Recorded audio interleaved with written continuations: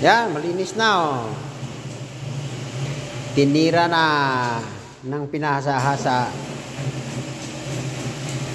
Yan oh. Baka pwede kayo mag-apply dyan. Mag-apply na kayo. Ay, maganda dito kasi, tingnan mo yung trabaho. Basta cleaners ka, okay ka, kahit hawak ka na ng walis. Sigurado.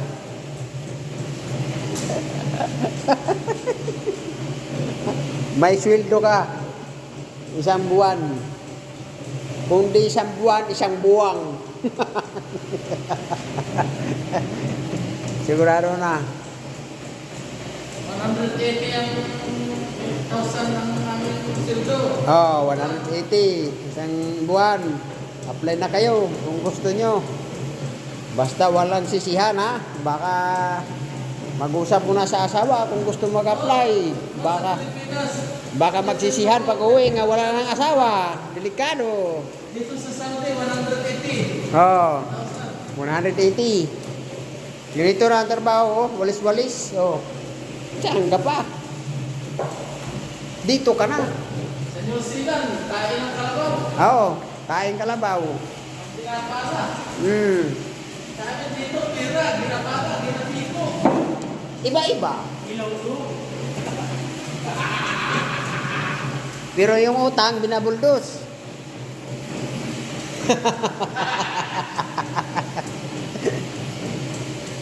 Binabuldos ang utang.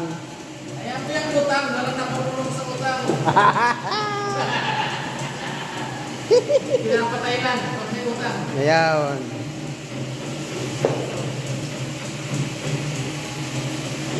Shout out sa walang mga trabaho. Dito, daming trabaho. Pinapatay ang may utang, hindi naman pulong. Di bali na mga utang, hindi naman kulong.